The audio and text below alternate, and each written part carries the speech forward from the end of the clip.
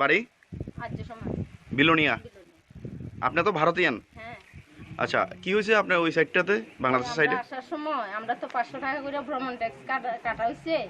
এরপরে চেকপোস্টে আসার পরে তারা কইতাছে যে এটা 500 টাকা হইতো না, আজকেরটা এটা 1000 টাকা, আর 200 টাকা বিকাশের কাগজপত্র বাইর করার জন্য 200 টাকা দিতে। কিন্তু এই জন্য তখন আমরা বসে উঠেছি। কিন্তু ওই সাইডটাতে তো মানে জুলাই থেকে শুরু হওয়ার কথা 1000 টাকা করে। ওরা কইতাছে যে কালকের থেকে আরম্ভ হচ্ছে, মানে জুনের থেকে আরম্ভ হচ্ছে। কোনো মেমো বা কোনো কিছু রিসিভ কিছু দেওয়া হয়েছে, মানে অবৈধভাবে 500 টাকা নিতে আছে নাকি? অবৈধভাবে নিতেছে। 700 টাকা নিয়েছে। টোটাল 1200 টাকা আপনি দিছেন? 1200 টাকা। কার কাছে দিছেন ওইখানে? এখানে কাস্টম 500 টাকা স্লিপ কাটা হয়েছে, রিসিপ্ট কাটা হয়েছে, আর 700 টাকা এমনি দেওয়া হয়েছে কাস্টমের তারারে। আপনি কি চাইবেন এটা? এটা সরকার কি করবে এটা এখন বোঝা যাক। আমি আর কি চাই, মন পাবলিকও তো আছে আরো।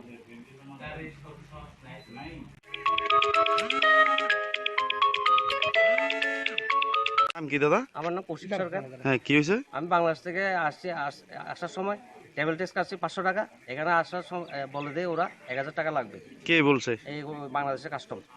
হ্যাঁ, আর ওখান থেকে বলে কালকে বাজেট হয়েছে বলে এই বাজেটে, সেই জন্য। কিন্তু এখানে কোনো কাগজপত্র আসেনি বলে, মানে অন্য আরেকজনকে জিজ্ঞেস করলাম, বলতে জুলাই 1 তারিখ থেকে হওয়ার জন্য, কিন্তু জোরপূর্বক এখানে আমার টাকা জুন থেকে শুরু করে দিয়েছে তারা কাস্টমার। জুন থেকে শুরু করে দিয়েছে, মানে এফেক্ট হওয়ার কথা জুলাই জুলাই 1 তারিখ থেকে। কিন্তু তারা টাকা নিচ্ছে এই জোরপূর্বক। 500 টাকা, 1000 টাকা তো 500 টাকা তো চালান কেটেছি ওখানে, কিন্তু এখানে আসার পর 700 টাকা দিতে হবে। কেউ থেকে 1000 টাকা রাখছে, এই 700 টাকার কোনো রিসিপ্ট বা কিছু দেয়নি আমাদের। আপনি এখন কি চাইবেন? সুস্থ যাতে তদন্ত হোক।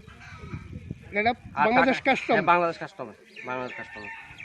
এটা আপনার নামটা কি বলছেন? আমার নাম কৌশিক সরকার।